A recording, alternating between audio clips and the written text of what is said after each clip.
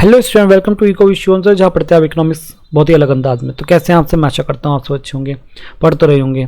आज की जो हमारी टॉपिक है, ये है अमर्त्य सेन, नोबेल पुरस्कार विजेता अमर्त्य सेन, जिन्हें नोबेल प्राइज़ मिला हुआ है। ठीक है, आज हम अमर्त्य सेन के बारे में देखेंगे। पहले तो मैं बता देता हूँ एक टॉपिक किससे जुड़ा हुआ है। ये टॉपिक आपका हिस्ट्री ऑफ इकोनॉमिक थॉट से जुड़ा हुआ है। History of economic thought MA के बच्चों को भी मिला गया है, एमए फर्स्ट सेमेस्टर को भी मिला हुआ है और बीए के बच्चों को भी मिला हुआ है, बीए थर्ड सेमेस्टर में भी है। ठीक है, तो ये जो टॉपिक है हिस्ट्री ऑफ इकोनॉमिक थॉट, ये एमए के सिलेबस में भी है और बीए के सिलेबस में भी है, एमए फर्स्ट सेमेस्टर और बीए के थर्ड सेमेस्टर में। बट लेकिन कुछ टॉपिक ऐसे हैं, मैं बताता जाऊंगा कौन सा बीए के लिए और एमए के लिए है। ये जो टॉपिक है अमर्त्य सेन, ये दोनों के सिलेबस में इंक्लूडेड है। मतलब कि ये सिलेबस, ये जो अमर्त्य सेन जी हैं, ये दोनों के सिलेबस में इंक्लूडेड है, ये दोनों के सिलेबस में आएंगे। कुछ टॉपिक ऐसे हैं जो एमए के सिलेबस में है पर बीए के सिलेबस में नहीं है, और कुछ टॉपिक ऐसे हैं जो बीए के सिलेबस में है, एमए के सिलेबस में नहीं है। तो मैं आपको बताता जाऊंगा जब भी मैं पढ़ाऊंगा। ठीक है, आज हम देखेंगे अमर्त्य सेन। ये वीडियो आप बीए वाले भी ले सकते हैं और एमए वाले भी, दोनों के सिलेबस में इंक्लूडेड है। आज हम अमर्त्य सेन के बारे में देखेंगे। और मैं पहले से एक चीज़ बता दूँ, जो एमए के बच्चे हैं उनके पेपर बहुत जल्दी है।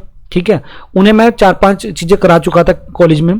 कुछ बच्चे ऐसे हैं, क्योंकि हमें दिखा था जब आप इंटरनल देने आए थे पहले दिन, तो बहुत सारे बच्चे ऐसे थे जो आए ही नहीं है कॉलेज में। तो उन्हें भी थोड़ा सा आइडिया लग जाए कि क्या क्या चीज़ें हैं वो, और जिन्होंने पढ़ रखा है वो भी लास्ट में एक ओवरऑल लेकर चले जाए। तो ज़्यादा टाइम नहीं लगाएंगे, थोड़ा थोड़ा सा करके जल्दी जल्दी से देख लेंगे क्या क्या चीज़ें हैं।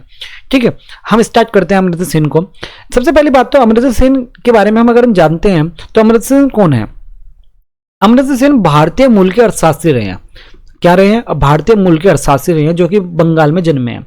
अब एक बात ध्यान रखिए, ये भारतीय मूल के अर्थशास्त्री है, भारत के अर्थशास्त्री नहीं है। ठीक है, भारतीय अर्थशास्त्री नहीं है। ये रियलिटी में कहाँ के अमेरिकन इकोनॉमिस्ट रहे हैं, मतलब कि अमेरिका के अर्थशास्त्री रहे हैं। ये भारत के अर्थशास्त्री नहीं रहे हैं। पर लेकिन ये भारतीय मूल के, देखो भारतीय मूल के होना और भारतीय होना, इन दोनों में बहुत डिफरेंस है। भारतीय मूल के अर्थशास्त्र या भारतीय मूल उन्हें कहते हैं, मतलब कि जो कोई व्यक्ति भारतीय मूल का हो वो उन्हें कहते हैं जो भारत में जन्मे हुए हैं। ये भारत के अंदर जन्मे थे और इन्होंने जो अपना वर्क किया है वो भारत के बाहर किया है, तो इसे इन्हें भारतीय मूल का बोलते हैं। आप देखते हो ना, जो अभी एक कहीं पर पता नहीं ब्रिटेन के वो भी बने थे ऋषि सुनक, वो भी भारतीय मूल के थे। ठीक है, ऐसे बहुत लोग हैं। एक आपका कमला हैरिस, वो भी भारतीय मूल की है। तो ये क्या है, भारतीय मूल के, तो भारतीय नहीं है, ये भारतीय मूल के है, भारत में जन्मे हैं। तो ये भारतीय मूल के अर्थशास्त्री रहे हैं। ये सबसे ज्यादा फेमस रहे हैं अपनी किस पे, अपनी कल्याणकारी, मतलब कि वेलफेयर से जुड़ी बातों में। देखो जितने भी इकोनॉमिक्स आप पढ़ोगे, उन सब में ना कुछ खास बातें हैं, कुछ ना कुछ खास बात है। जैसे कि अगर हम कौटिल्य की बात करें, तो कौटिल्य किसके बारे में बात करता है? कौटिल्य ओवरऑल हर चीज़ के बारे में बात करते हैं, जैसे कि इकोनॉमिक्स क्या है और सारी चीज़ें, मतलब कि राज्य किस प्रकार से एक सही ढंग से चलाया जा सकता है, इस तरह। अंबेडकर जी की बात करें तो अंबेडकर जी जो भेदभाव है उनकी बात करते हैं। RM लोहिया की बात करें तो RM लोहिया की बातें गांधी जी से जुड़ी हुई है। वो चाहते हैं कि सभी का वो कल्याण करना, कि इस तरह सब जुड़े रहें एक दूसरे से। तो सभी की बातें ना एक पॉइंट के इर्द गिर्द ही घूमती हैं, तो इनकी भी बातें कुछ ना कुछ एक पॉइंट के इर्द गिर्द घूमेंगी। और जिसमें मैं आपको पहली स्टार्टिंग में बता दिया, मेन है इनका कल्याणकारी, मतलब कि वेलफेयर इकोनॉमिक्स। क्या है? Welfare economics. तो इनके बारे में और कुछ चीजें पढ़ते हैं। और क्या क्या चीजें पढ़ते हैं, सबसे पहले इनका जन्म के बारे में देख लेते हैं। 14 अक्टूबर 1998 को इनका क्या हुआ, एक संदेश दिया। इनके जन्म के बारे में नहीं लिख रखा क्या इन्होंने लिखा नहीं हुआ है, मैं आपको चलो फिर भी बता देता हूँ जन्म के बारे में। इनके बारे में कुछ थोड़ी चीजें इन्होंने इसमें इंक्लूडेड पता नहीं क्यों नहीं किया, वैसे करना चाहिए था। चलो मैं बताता हूँ आपको। अमर्त्य सेन का जो जन्म हुआ था ना, वो 3 नवंबर को हुआ था। यहाँ पे आप लिख लेना, इन्होंने इंक्लूड नहीं किया। मुझे लगा, मैंने जल्दी जल्दी में यही बोला तो मुझे फिर ध्यान आया कि ये तो लिखा ही नहीं है, तो आप लिख लेना। कब बताया था? 3 नवंबर को हुआ था इनका जन्म, हुआ था 3 नवंबर को, और 1933 में। किसमें? 1933 में। ये आप लिख लेना है, मैंने पेन पैड भी इसमें अटैच नहीं करा। 1933 में, सॉरी मैंने गलत लिख दिया, यहाँ पे चेंज कर लेना से 1933 के 3 है। ठीक है, 1933 में हुआ था इनका जन्म। और कहाँ हुआ था? शांति निकेतन में हुआ था। इनकी जो प्रारंभिक शिक्षा हुई थी वो शांति निकेतन में, मतलब कलकत्ता में हुई थी। और ये 23 एज में ही, मतलब कि सिर्फ 23 साल की एज में 23 साल की एज में प्रोफेसर बन गए थे आपकी कोलकाता यूनिवर्सिटी में ही। प्रोफेसर बन गए थे, ठीक है, और इन्होंने बहुत सारी अलग अलग चीज़ें की है। तो इनके बारे में ज़्यादा जीवन परिचय के बारे में ना ज़्यादा जानते हुए हम मेनली पॉइंट पर चलते हैं। क्या क्या चीज़ है इनके मेनली पॉइंट। 1998 में पूरे विश्व को एक संदेश मिला। इनको, ये भारतीय मूल के अर्थशास्त्री थे और स्वीडन में इनको क्या दिया गया, इन्हें सबसे उच्चतम पुरस्कार जिसे बोलते हैं नोबेल पुरस्कार, नोबेल प्राइज इनको दिया गया। और इनकी घोषणा के तुरंत बाद क्या हुआ, इनकी खोजबीन शुरू कर दी कि कहाँ के रहने वाले हैं। वही है ना कि देखो ये चीज़ अक्सर देखी जाती है, जब तक कोई व्यक्ति क्या कहते हैं कि जब तक कोई व्यक्ति क्या नहीं होता, तरक्की नहीं करता या उसे एक उड़ान नहीं मिलती, जब तक उसे कोई नहीं जानता। अब ये है कि पहले कोई नहीं जानता था, जब इन्हें नोबेल पुरस्कार मिला सभी ने परिचित हुए कि भाई हाँ कौन है कैसे हैं, तो सभी ने ढूंढा कि भाई कौन है, फिर पता चला कि तो भारत मूल के हैं। तो फिर उस समय के प्रधानमंत्री अटल बिहारी वाजपेयी ने उन्होंने इन्हें भारत बुलाया, इन्हें भारत बुलाकर सम्मान दिया और पूरा स्वागत किया इनका, और सब कुछ स्वागत कर कर इन्हें क्या दिया गया, इन्हें अपने धरती पर रहने का मौका मिला। इन्हें फिर जब यहाँ पर वो रहे तो इन्होंने कल्याणकारी अर्थशास्त्र के बारे में बताया, और इनका नोबेल पुरस्कार कहाँ किसके लिए मिला था, कल्याणकारी मतलब कि आपके वेलफेयर इकोनॉमिक्स के लिए मिला था। और बहुत सारी चीज़ें, काफ़ी सारे थिंकर्स हुए हैं, खाली ये नहीं है, और भी बहुत सारे थिंकर्स हुए हैं और भी बहुत सारे इकोनॉमिस्ट हुए हैं जिन्होंने वेलफेयर के बारे में बताया है और वेलफेयर की बहुत अच्छी अच्छी डेफिनेशन दी है। पर लेकिन अमर्त्य सेन का नाम भी उनमें से ही एक है जो कि बहुत ही अच्छे से वेलफेयर को समझाते हैं। अब इनके जो मेन चीज़ थी वो एक थोड़ी सी मैं पहले बता देता हूँ क्या था। बंगाल में ना एक, जब ये छोटे थे तो बंगाल में इन्होंने एक चीज़ देखी जिसे कहते हैं अकाल। बंगाल में एक अकाल पड़ा था, एक डिजास्टर हुआ था। उस डिजास्टर में इन्हें पता चला कि लोग बाग किस तरह से भूखमरी से मर रहे हैं, कैसे भाई भूखमरी से कितने ज़्यादा मर रहे हैं। तो इन्होंने देखा कि भूखमरी से इतने ज़्यादा मर गए लोग और अकाल पड़ने पर इतना कुछ हुआ, तो इन्होंने सिर्फ यही बात कही कि लोगों का कल्याण कैसे किया जाता है, उनके बारे में इनके विचार आए। देखो हर किसी के बचपन के थॉट, जैसे कि मैं आपको और भी चीज़ें पढ़ाई है कॉलेज में, और भी थॉट्स पढ़ाए हैं, तो आपने देखा होगा कि उनके विचार वही होते हैं जो उनके बचपन से होते हैं, कि बचपन में कुछ बात हुई थी तो उनके विचार वहां पर उसके वहां से आते हैं। तो वही चीज इन्होंने जो देखी ना, इन्होंने वो जो चीज देखी बंगाल में उस अकाल में, तो उनके इन पर बहुत गहरा असर हुआ और ये सोचने लगे कि भाई ये ऐसे कैसे था, और इन्होंने उसके ऊपर ही फिर अपने नियमों को और अपने विचार में सारी वही चीजें इनके आई। तो हम अब स्टार्ट कर देते हैं इनके विचार, और पहला ही इनका पॉइंट हो जाएगा कल्याणकारी अर्थशास्त्र मतलब वेलफेयर इकोनॉमिस्ट। देखो वेलफेयर इकोनॉमिस्ट के बारे में और भी बहुत व्यक्ति थे जिनमें सबसे बड़ा नाम आता है मार्शल, और मार्शल के शिष्य जो पिगू।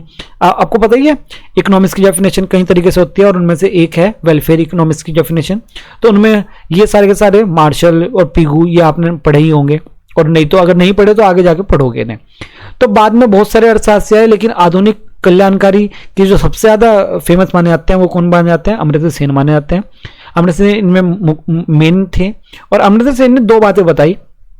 किन तरीके से दो बातें बताई, इन्होंने बताया गरीब लोग कितने अभाग्यग्रस्त है, मतलब कि गरीब लोग कितने ज्यादा अभाग्यग्रस्त है। उन्हें देखो गरीब कौन होता है, गरीब वो होता है जिन्हें आवश्यकता, जिनकी आवश्यकता है रोटी कपड़ा मकान पूर्ण नहीं हो पाती, मतलब कि रोटी कपड़ा मकान भी उन्हें नहीं मिल पाता। तो वही है कि भाई गरीब कौन है, इन्होंने बताया गरीब लोग बहुत अभाग्यग्रस्त है, मतलब कि उन्हें कुछ नहीं मिल रहा। दूसरी चीज इन्होंने ये बताई कि गरीबों की दशा में कैसे परिवर्तन आ सकता है।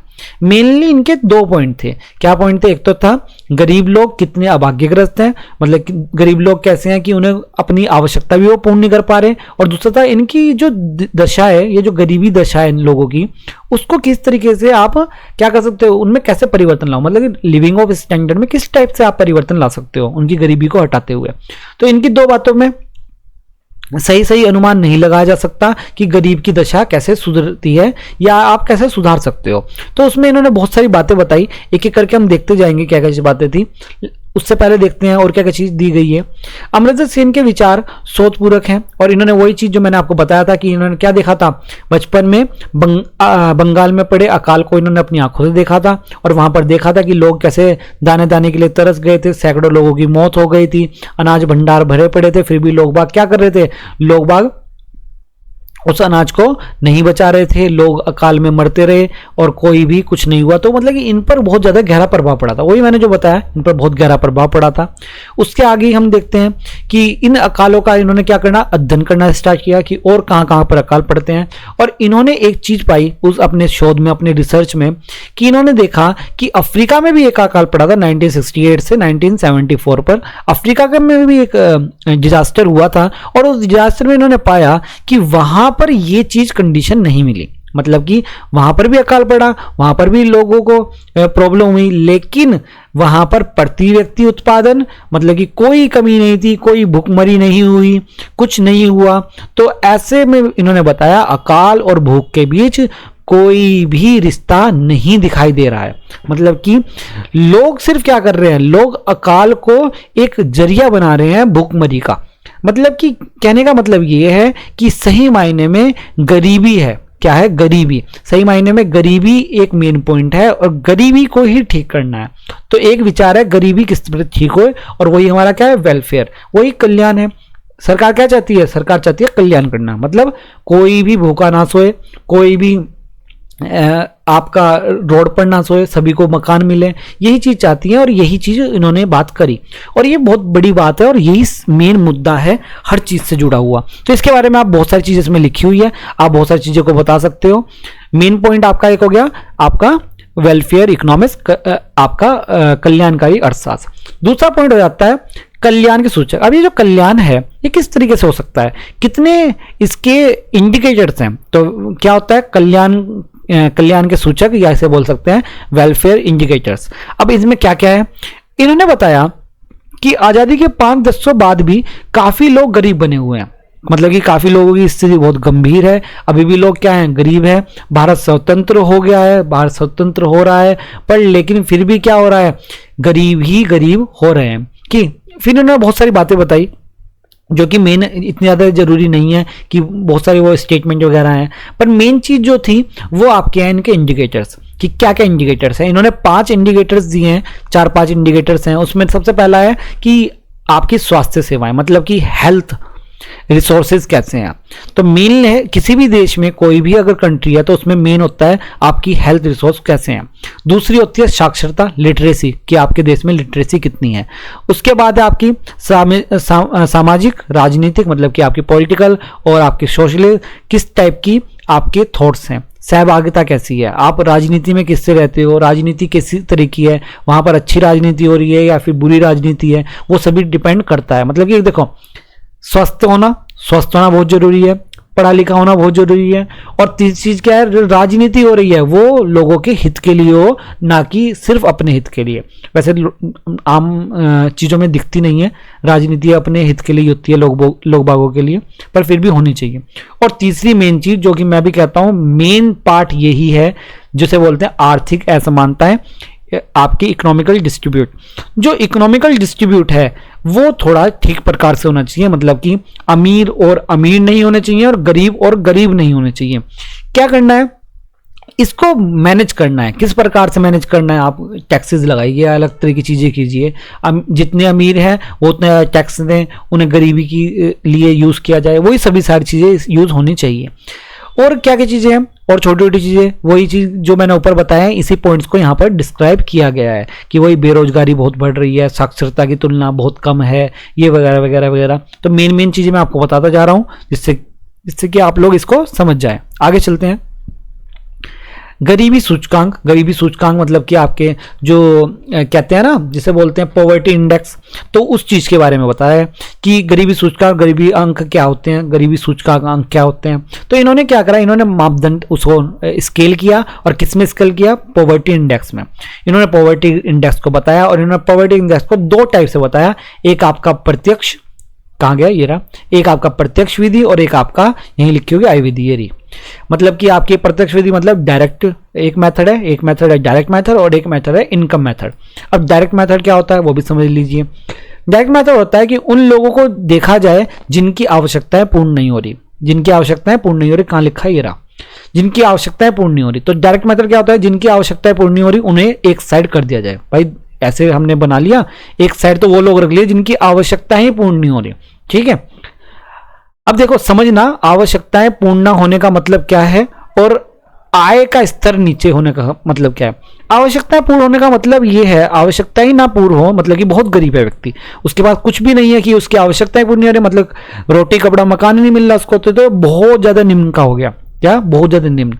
और एक होता है आय विधि, जिसमें हम देखा जाता है कि आय के स्तर क्या है, एक व्यक्ति का आय का स्तर क्या है, मतलब कि उसकी आय तो अच्छी है, मतलब कि उसकी आवश्यकताएं तो पूरी हो रही है, लेकिन पूरी तरीके से आवश्यकताएं पूर्ण नहीं हो रही, मतलब कि न्यूनतम बना हुआ है। अभी स्तर क्या बना हुआ है, न्यूनतम बना हुआ है। तो इसी के अकॉर्डिंग इसमें गरीबी रेखाएं बना दी गई, क्या बना दी गई, गरीबी रेखा, और इसे क्या बोलते हैं, इनकम मेथड बोलते हैं। तो आय के अनुसार देखा जाएगा तो उसे इनकम मेथड में रखेंगे, लेकिन उसकी आवश्यकताओं के अनुसार देखा जाएगा तो उसको डायरेक्ट मेथड में रखेंगे। जैसे कि आपको दिया गया है, आपने पढ़े होंगे, एक कैलोरी के ऊपर होता है, मतलब कितनी कैलोरीज आपको मिलनी चाहिए पर डे, उसके अकॉर्डिंग आप गरीब माने जाते हो। एक माना जाता है पर डे आपको कितने रुपीज, अभी के समय पर जो तंजबल कमेटी है उसके अनुसार 45 रुपीज के करीब है, जो कि आपका सिटी में है। आप ये डाटा देख लेना पर, लेकिन यहाँ डाटा की जरूरत नहीं है वैसे, लेकिन फिर भी आप दे सकते हैं अगर आपको और अच्छा बनाना है। तो ये सारे पॉइंट्स हो जाते हैं, ठीक है। उसके बाद हम बात करते हैं भारत में उदारीकरण। भारत में उदारीकरण क्या होता है, देखो आपने पढ़ा है एलपीजी का मॉडल पढ़ा है, एलपीजी, लिबरलाइजेशन, प्राइवेटाइजेशन, ग्लोबलाइजेशन। इनमें कौन सी चीज है, आपका उदारीकरण, लिबरलाइजेशन, ठीक है। लिबरलाइजेशन क्या होता है, लिबरलाइजेशन होता है या फिर उदारीकरण, जो लाइसेंसिंग मिलते हैं, क्या मिलते हैं, लाइसेंसिंग। यहां पे कहीं लिखा होगा लाइसेंसिंग प्रणाली, ये रहा, देखो लाइसेंस मिलते हैं। पहले क्या होता था कि काफी चीजों पे लाइसेंस होता है, धीरे धीरे करके उसे 14 कर दिया गया था। मेरे ख्याल से एलपीजी से टाइम पर इसे 14 कर दिया गया था, फिर उसके थोड़े टाइम बाद उसको 5 कर दिया गया था, सिर्फ 5 ही बच गए थे, 5 चीजों पे बच गया था। और फिर 5 से ये सिर्फ 2-3 चीजों पे रह गया था, जिसमें से एक था आपका मुझे अभी याद आ रहा है, एक तो आपका मेडिकल था, मेडिकल मतलब कि जो मेडिकल वो थी मेडिसिन्स, वो उस पे था, मतलब ड्रग। और दूसरी थी आपकी परमाणु, मतलब कि आपके परमाणु बॉम्ब्स वगैरह, या फिर जिसे बोलते हैं आपकी बारूद संबंधी जो वो होती हैं। और तीसरी आपकी थी रेलवे। ये 3 चीजों पे रखा गया था कि इन तीनों के लिए लाइसेंस बिल्कुल प्योर है, और सब पे हटा दिया गया था। बस मेरे ख्याल से मुझे इतना याद है 3 ही थे। तो ये क्या थी, लाइसेंसिंग प्रणाली। तो इन्होंने यही कहा कि भाई देखो लाइसेंसिंग प्रणाली जो होना चाहिए उसका क्या होना चाहिए, समाप्ति होनी चाहिए। समाप्ति होकर सिर्फ उन्हीं चीजों पर लाइसेंस रहना चाहिए जो कि बहुत ही ज्यादा इस टाइप के हैं। जैसे मेडिसिन है, मेडिसिन में लाइसेंस होना जरूरी है, क्योंकि हर कोई मेडिसिन नहीं बेच सकता। मेडिसिन की जांच होना, मतलब कि उसके बारे में सब कुछ होना, ये सारी चीजें होना वो जो जरूरी है। और मैं एक और चीज बताऊं, देखो एलपीजी जो लागू हुआ था, एलपीजी लागू हुआ था, तो उसमें लिबरलाइजेशन का मैंने जब आप वो पढ़ोगे ना भगवती जी, तो आप समझोगे कि ग्लोबलाइजेशन का जो एक नाम था वो भगवती जी भी थे। और ऐसी उदारीकरण में लिबरलाइजेशन का जो एक नाम था, वो जो हम छोड़ देते हैं, कई बार पढ़ते नहीं है, वो अमर्त्य सेन थे। तो अमर्त्य सेन ही लिबरलाइजेशन के क्या थे, इन्होंने ही इसको डिस्क्राइब किया था और बताया था कि लाइसेंसिंग प्रणाली को क्या करना चाहिए, समाप्त करना चाहिए। काफी चीजों में समाप्त हो जाना चाहिए और सिर्फ उन्हीं चीजों पे रहना चाहिए जो कि मेन ऐसी चीजें हैं जो लाइसेंस के बगैर नहीं चलेगी, ठीक है। और बहुत सारी बातें इन्होंने बताई थी, ठीक है, बहुत सारी अलग अलग चीजें बताई थी कि बहुत सारे पॉइंट्स हैं, पढ़ लेना बड़े आराम से, आपके समझ में आ जाएगा, इतनी बड़े कोई पॉइंट्स है भी नहीं। आगे चलते हैं हम। आगे आता है आपकी अकाल का विश्लेषण। अकाल मतलब कि आपका डिजास्टर का उन्होंने एक्सप्लेनेशन करी। उन्होंने बहुत सारे अलग अलग डिजास्टर पे वर्क किया, उसके ऊपर आपने रिसर्च पेपर लिखे, रिसर्च की, और उन्होंने अलग अलग पॉइंट्स दिए। जैसे कि उनमें से कुछ मैं आपको बता देता हूँ मेनली। जैसे मेनली एक है 1436 वर्ष पूर्व उन्होंने एक चीज देखी थी, जो कि एक रोमवासी भूख के कारण टाइबर नदी में कूद गए थे। 1918 में कश्मीर में झेलम नदी में लाशें रखी थी, मतलब बहुत सारी पड़ी थी, सब लोगों ने अपनी जान दे दी भूख की वजह से। तो उन्होंने बहुत सारे, देखो इतने रिसर्च करें। अब इतनी रिसर्च करने के बाद व्यक्ति के मन में वही चीज़ें आती है। फिर आप अगर कुछ समय पर लगातार कोई भी चीज़ पढ़ना स्टार्ट कर दो तो आपके मन में वही चीज़ें चलती रहेगी और कुछ आएगा ही नहीं। तो ऐसे कुछ इन्होंने पॉइंट्स दिए हैं। ये आपका क्या हो गया, डिजास्टर से रिलेटेड हो गया। उसके बाद व्यक्तिगत मूल्य से रिलेटेड हो गया कि लोगों के क्या मूल्य हैं, लोगों की क्या मेन पॉइंट्स हैं, मतलब कि आपकी जो पर्सन वाइज जो आपकी विचारधाराएं हैं, आपकी थॉट्स हैं, वो कैसे होने चाहिए, वो किस टाइप के होने चाहिए, उनके बारे में इन्होंने कुछ चीज़ें बताई। और उन्होंने कहा उपयोगितावादी मतलब कि यूटिलाइजर्स होना चाहिए, उपयोगितावादी होने चाहिए आप लोग, ठीक है। तो उपयोगितावादी के बारे में इन्होंने बताया कि सभी के सभी लोगों को क्या मिलना चाहिए, सभी के सभी लोग, प्रत्येक लोग बराबर बराबर क्या मिलना चाहिए, हिस्से बंटने चाहिए। मतलब सिंपल सी बात है, जो असमानता है ना, क्या है असमानता है, किसके बीच में, इकोनॉमिकल असमानता है और अलग टाइप की असमानता है, वो सारी असमानताएं दूर होनी चाहिए। वो इन्होंने इसके बारे में कुछ चीजें बताई। अब ये जो थे, मैंने आपको मेनली जो होना चाहिए, अब मैं आपको एक बार बता देता हूं इनके थॉट्स में मेन क्या क्या चीज होनी चाहिए। देखो, कल्याणकारी मतलब वेलफेयर इकोनॉमिक्स के बारे में बताना आपको बहुत जरूरी है। उसके बाद इंडिकेट मतलब सूचक के बारे में बताना बहुत जरूरी है। फिर आपके मेथड किसके, पॉवर्टी इंडेक्स के, वो बताना बहुत जरूरी है, इसके बारे में बताना बहुत ज़्यादा जरूरी है। और उसके बाद आपका लिबरलाइजेशन मतलब कि उदारीकरण, इसके बारे में बताना बहुत जरूरी है। इसके बाद अगर आप थोड़ा बहुत आपके काल का विश्लेषण, डिजास्टर का एक्सप्लेनेशन दे दोगे, इनके कुछ टॉपिक्स के जुड़ी हुई बातें कर दोगे, और आपकी व्यक्तिगत मूल्य मतलब कि क्या लोगों की मूल्य होने चाहिए, क्या उनके विचार होने चाहिए, उसके बारे में कुछ बातें बता दोगे, तो मेनली मैं समझता हूं आपका अमर्त्य सेन बहुत अच्छे से हो जाएगा और अच्छे नंबर भी आ जाएंगे, ठीक है। और इन्होंने बहुत सारी बातें एक्स्ट्रा भी बताई है, पर लेकिन मेनली इतना तो होना चाहिए, इतना हो जाएगा तो मैं कहता हूं कि ठीक ठाक नंबर आ जाएंगे आपके, कोई समस्या नहीं होगी, ठीक है। तो जिन बच्चों ने नहीं पढ़ा बिल्कुल भी, वो अभी पढ़ ले। मैंने इसको थोड़ा बहुत ही जल्दी में कराया है, मैंने ज़्यादा एक्सप्लेनेशन नहीं की, क्योंकि एक्सप्लेनेशन करने बैठता तो बहुत लंबी क्लास हो जाती, क्योंकि मैंने तो क्लास में 2-2 दिन में पढ़ाया है, ठीक है। तो अभी के लिए इतना रहेगा, अब मिलते हैं हम नेक्स्ट वीडियो में। धन्यवाद, ऐसे ही पढ़ते रहिए और हमसे जुड़े रहिए।